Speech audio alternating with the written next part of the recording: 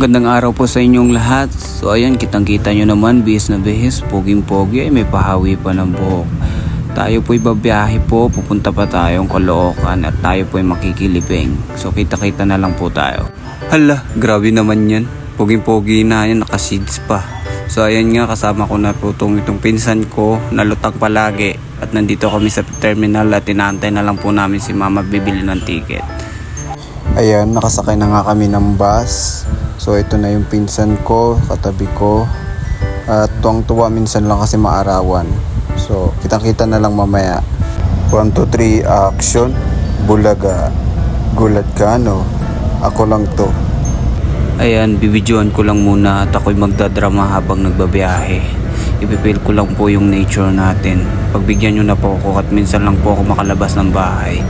So ayan, kunwari medyo malungkot ka dyan, bro, no?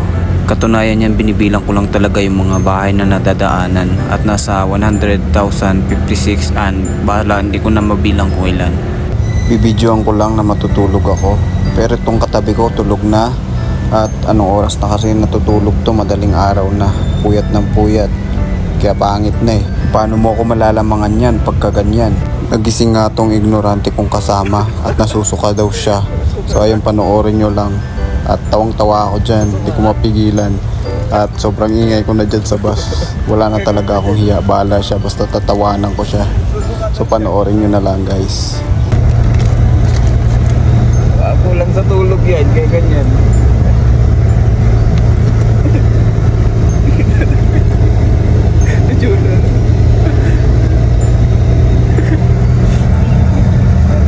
Ayun na, ano mo?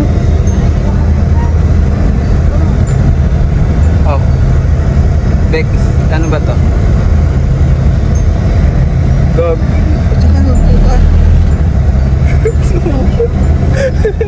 Wala plastic. Suka.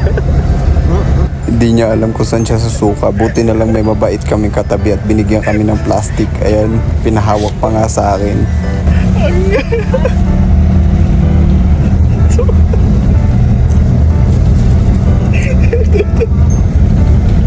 Asa na?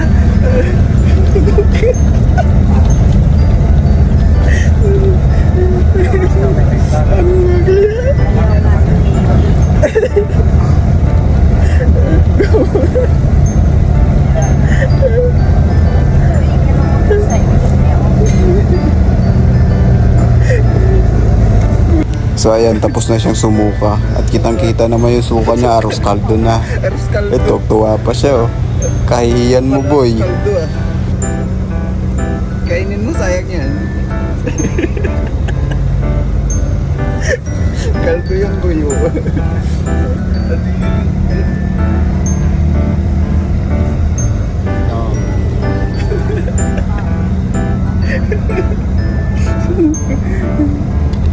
Nandito na po kami sa Caloocan. Yung kasama ko, stress na. Yan, nag-aantay na lang po kami ng sundo. At maulan nga dito. Yan, kitang-kita nyo naman, maulan talaga dito, ang sarap. At diretso na po kami doon sa lugar kung saan po binurol yung tita namin. Nandito na po kami pero hindi na ako nag-video doon sa burol. At niyaya ko muna yung pinsan ko para maggala. At ang daming mga nagtatambay dito, naglalaro. Ewan ko, park yata tawag dito. Basta dito lang po yan sa Caloocan. Yan, galagala muna kami at minsan lang kami gumala ng pinsan ko. Yan, picture muna. Eh, grabe naman talaga. Sobra na. So, kita-kita na lang tayo, guys. Ito na yung araw na libing ng tita namin at ako'y nagutom. Pumunta muna akong 7-Eleven para kumain. So, bumili lang ako ng Vitamilk tsaka hotdog dyan sa may 7-Eleven. Kasama ko yung pinsan ko. So ayan, wala pang ligo yan. Pero mukha pa rin fresh. Nailibing na yung tita namin at hindi na ako nag-video doon. Rest in peace, Auntie Jennifer. At kakain daw muna kami bago daw po kami maghiwa-hiwalay. Buong pamilya po, kakain daw muna kami. Nakita na lang tayo doon, guys. Tapos na po kaming kumain at kami magwawatak-watak na.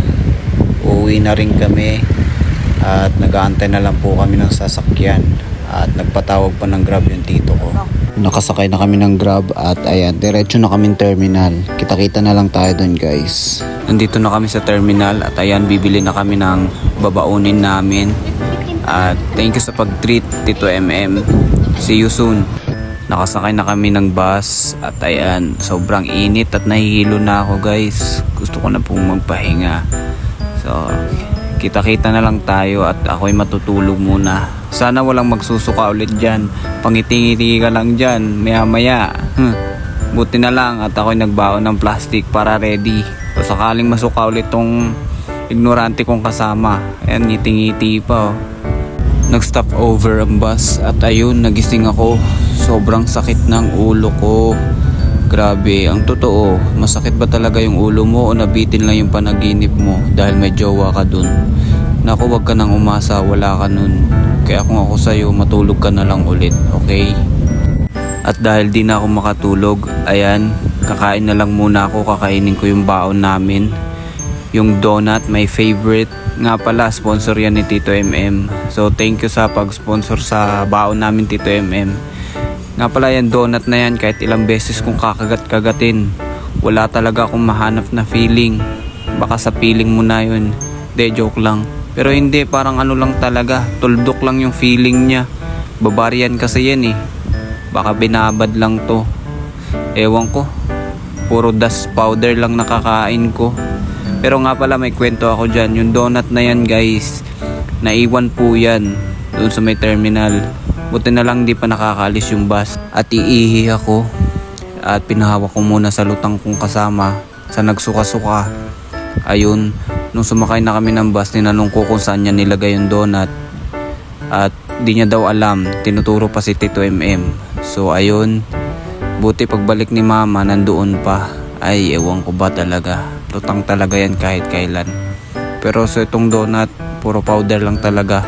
Di ako nasatisfied at sobrang sakit pa ng ulo ko. Nabibisit na ako. Pero nabusog pa rin ako kahit papaano. So thank you. At ayan, malapit na po kami. Enjoy lang muna natin yung nature. Ayan.